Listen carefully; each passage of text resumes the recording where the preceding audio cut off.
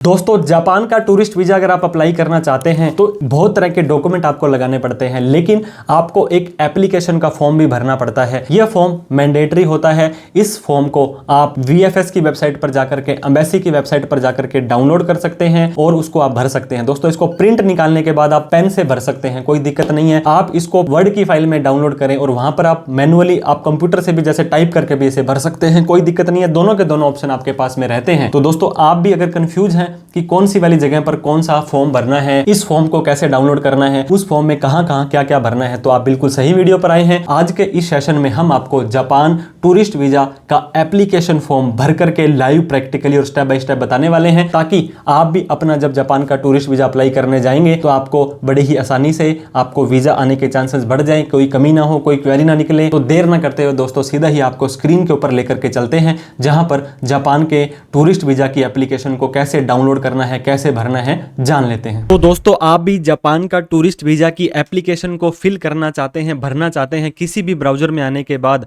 आपको यहां पे जापान वीजा एप्लीकेशन फॉर्म लिख देना है।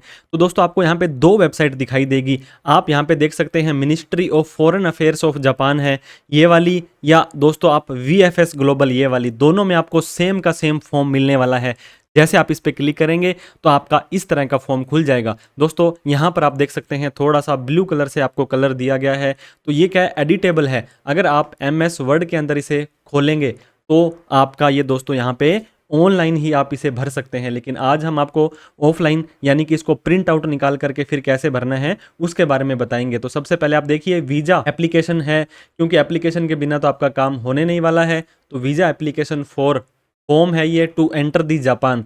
अब यहाँ पे आपको एक फोटो लगा करके जब आप अपनी फाइल को वहाँ पे सबमिट करने जाएंगे दोस्तों, तो आपको यहाँ पे अपनी एक पासपोर्ट साइज की प्यारी सी सुंदर सी फोटो लगानी है। 45 mm इंटू 35 mm आप उस फोटो वाले को बोलोगे, या देखिए 2 इंच इंटू 1.4 इंच की लगा सकते हैं। यहाँ पे आपको कुछ नहीं लेना है।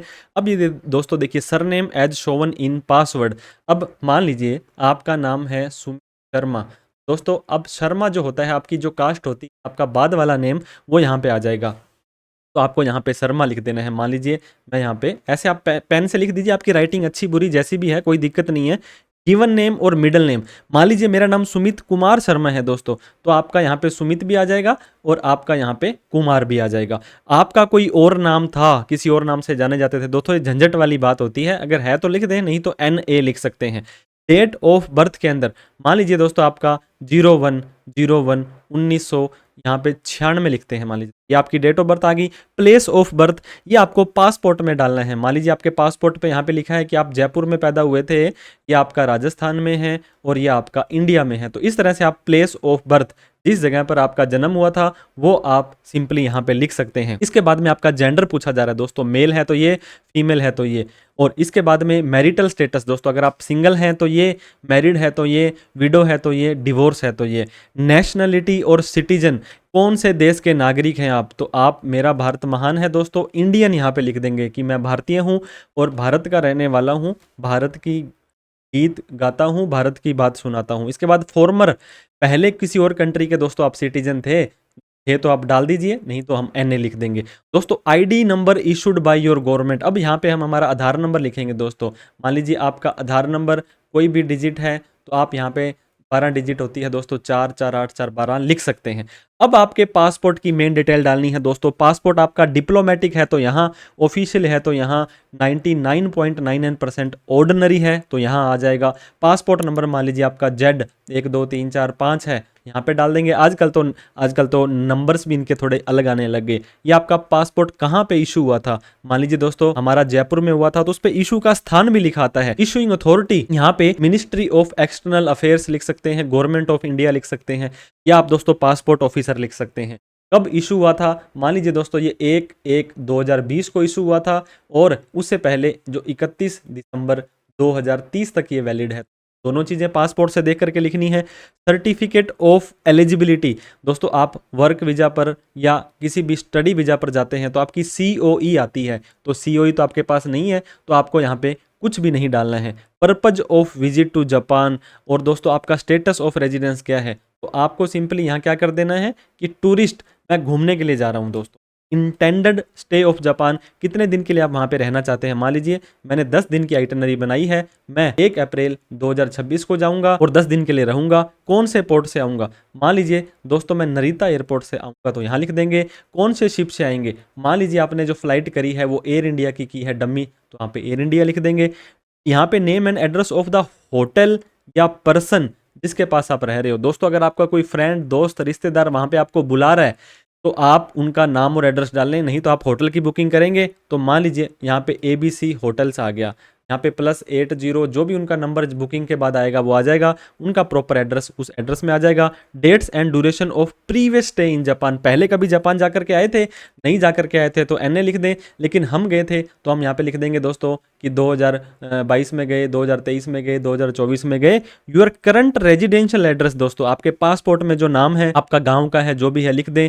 टेलीफोन में कुछ नहीं लिखना, मोबाइल नंबर और ईमेल आईडी बिल्कुल सही से आपको यहाँ पे डाल देनी है। करंट प्रोफेशन क्या है दोस्तों, आप जॉब करते हो, आपके एम्प्लॉयर का नेम, मान लीजिए आप शर्मा सुमित एंड एसोसिएट्स के अंदर हो और आप वहाँ पे क्या काम करते हो, आप प्रोपराइटर हो, आप पार्टनर हो, और उन फर्म का जहाँ पे आप जॉब करते हो आपको प्रॉपर एड्रेस डाल देना है। तो पहला पेज आपका पूरा हो गया है।